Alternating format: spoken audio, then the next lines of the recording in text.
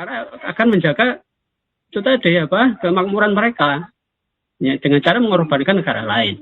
Demikian Pak Dimam. Ya, terima kasih. Saya kira jawabannya mengenai demokrasi kapitalisme global menarik sekali, bisa menjadi bahwa sekarang ternyata kita juga kekayaan alam, sumber alam di Indonesia ternyata juga bukan kita yang menikmati, dan itu sudah mulai zaman bukannya sekarang Pak Lukman, sudah mulai zaman VOC ya. Jadi kita menjadi korban demokrasi, menjadi korban kapitalisme global sejak zaman VOC 350 tahun, dan sampai sekarang ternyata tidak banyak. Ini Lukman, tadi selain ada pertanyaan tambahan ini, jadi kalau tadi di dalam bahasannya Dr. Fahmi Lukman melihat sejarah tadi ya, sampai mulai Franklin, Jefferson ya, tapi yang saya dengar juga Dr. Fahmi Lukman ada pendapat Churchill bahwa ya demokrasi is the worst form of government except from all the others. Artinya ya demokrasi ini memang terburuk ya, bentuk pemerintahan terburuk, tapi dibanding lainnya masih tetap dianggap yang terbaik. Ini pendapat Churchill. Nah, saya ingin kaitkan tadi dengan pertanyaan yang tadi sudah disampaikan mengenai bagaimana civil liberties itu bisa dibangun kembali, dan juga mengapa tadi sudah dijawab sih, tetapi tadi sebenarnya perspektifnya beda. Dr. Fahmi Lukman mungkin bisa menjawab dalam perspektif yang beda mengenai negara-negara demokrasi yang banyak cacat tadi tapi masih tetap makmur. Dan tadi Churchill mengatakan bahwa demokrasi terburuk tapi dibanding yang lain masih tetap yang dianggap yang paling baik. Saya persilakan Pak Fahmi Lukman. Ya, terima kasih Mas Dimam. Terkait dengan apa yang tadi disampaikan, ya. Kalau saya melihatnya bahwa memang dalam konteks demokrasi ini dia sebagai sebuah ideologi dunia, dan itu diperjuangkan oleh negara-negara Barat dalam hal ini ya, untuk menjadi sesuatu yang diyakini oleh umat manusia seluruh dunia. Sehingga saya kadang melihat bahwa demokrasi itu adalah sebagai the new religion, begitulah ya, sebagai satu model agama baru gitu, yang kadang-kadang nggak bisa dikritik, nggak bisa kemudian disalahkan dan macam-macam. Tetapi saya melihat bahwa dalam demokrasi itu justru malah terdapat paradok demokrasi. Bagaimana kita bisa melihat dalam konteks tadi, atas nama demokrasi misalnya, kita bisa melihat bagaimana Amerika menggaungkan ideologi globalnya itu justru untuk melakukan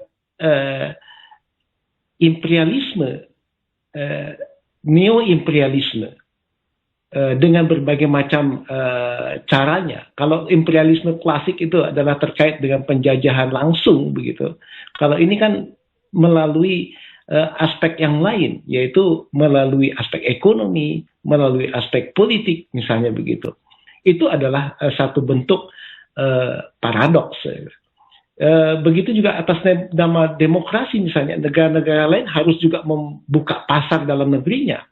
Itu apa yang dilakukan oleh Amerika melalui perangkat-perangkat yang ada di PBB, di Bank Dunia, atau kemudian di International Monetary Fund misalnya.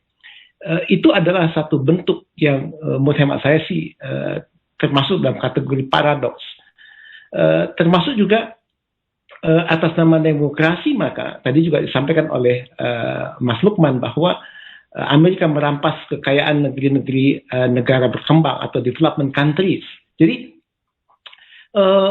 di sini makanya saya melihat bahwa memang dalam konteks Indonesia, saya melihat bahwa kalau tadi Prof. Fahmi Amhar menyatakan terkait dengan tingkat pendidikan, tingkat kemudian kesadaran politik yang dimiliki oleh setiap warga negara, maka saya akan lebih masuk pada aspek kalau begitu maka proses pendidikan kita yang terjadi pada saat ini jangan-jangan juga mengalami mengalami kegagalan begitu loh.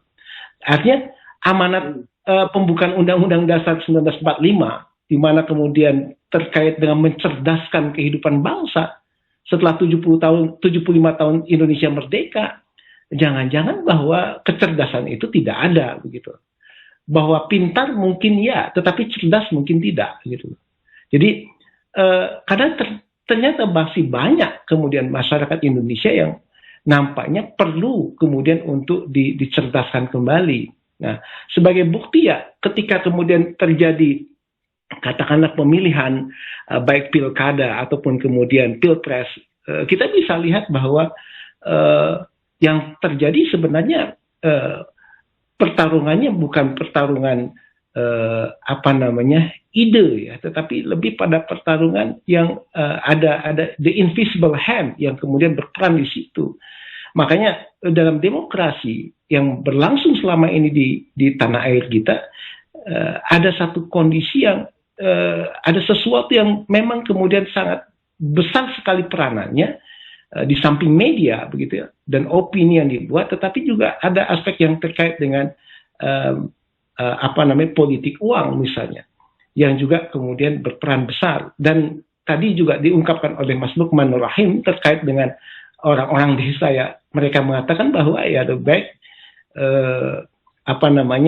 kira-kira ada bagian atau tambahan dari sesuatu yang diberikan oleh para kontestan tadi kepada mereka yang diambil secara material. Jadi mereka tidak lagi berpikir bahwa ini tuh siapa, ini bagaimana, apa programnya, dan seperti apa. Nggak lagi berpikir seperti itu gitu kan. Dan ini adalah kondisi realitas yang menurut hemat saya bahwa proses pendidikan kita jangan-jangan juga tidak mengarah kepada mencerdaskan kehidupan bangsa begitu. Kalau tadi disebut sebagai pendidikan yang mengarah kepada robotik misalnya, ya memang kalau begitu diperlukan ada proses pendidikan di luar persekolahan yang formal untuk kemudian terkait dengan mencerdaskan kehidupan bangsa dari konteks yang lain. Nah, oleh karena itulah maka dalam konteks ini saya berpikir bahwa kalau kemudian demokrasi di berbagai negara itu memang mengalami apa yang disebut dengan demokrasi itu yang mengarah kepada dying, mungkin sekarat gitu ya, maka sekarang tawarannya adalah apa yang mau kita ambil gitu lah, apa yang mau kita alternatif solusi terhadap problem ini. Kalau saya memang sepakat kalau kemudian kita kembali kepada nilai-nilai yang fundamental dari bangsa ini, yang memang nilai-nilai fundamental bangsa ini dibangun oleh nilai-nilai agama, dan kebetulan bahwa Indonesia adalah mayoritas Muslim, ya saya kira para katakanlah tokoh-tokoh umat Islam pada masa yang lalu ya tidak salah kalau kemudian juga mengajukan alternatif bahwa di dalam membentuk dan mengisi kemerdekaan Indonesia tidak ada cara lain kecuali dengan Islam dan memberlakukan syariat Islam, dan itu kan yang muncul di dalam Piagam Jakarta sebagai usulan yang terkait dengan masalah dari kelompok umat Islam terkait dengan pengelolaan sebuah masyarakat itu. Jadi oleh karena itu maka saya sebagai seorang Muslim ya tidak ada cara lain kecuali kembali kepada nilai-nilai Islam ini. Karena kalau kemudian konsep dasar dari demokrasi itu terkait dengan masalah bahwa ada giumnya Vox Populi Vox Dei, suara rakyat adalah suara Tuhan, persoalannya adalah bagaimana dengan rancangan undang-undang minol misalnya, minuman beralkohol. Kira-kira kalau kemudian para anggota dewan ini menyepakati itu, bukankah ini juga bertentangan dengan nilai-nilai yang ada? Atau kemudian nanti terkait dengan masalah undang-undang Minerba yang sudah disahkan, yang itu nampaknya bertentangan dengan undang-undang dasar 45 sebelum perubahan ya, pasal 33 ayat 1, 2, dan 3 misalnya. Dan saya kira banyak hal yang harus kemudian dikoreksi atau diluruskan kembali. Dan alternatifnya saya setuju untuk kembali kepada nilai yang paling mendasar yaitu Islam, saya kira gitu. Makasih. Oke, makasih Pak Tommy, teman.